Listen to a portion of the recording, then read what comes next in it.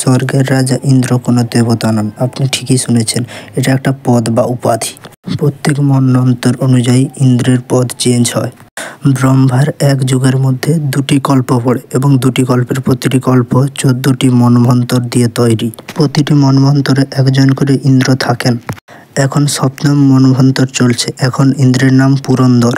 বিষ্ণু পুরাণের 3য় খণ্ডের 1ম অধ্যায় 1 থেকে 7 জন ইন্দ্র বর্ণনা আছে। এই ইন্দ্র হলেন যারা ইন্দ্রপদ পেয়েছেন, এবং 2য় খণ্ডে 8 থেকে 14 জন ইন্দ্রের নামও আছে যারা এখনও ইন্দ্র হননি, পরবর্তীতে ইন্দ্রপদ পাবেন।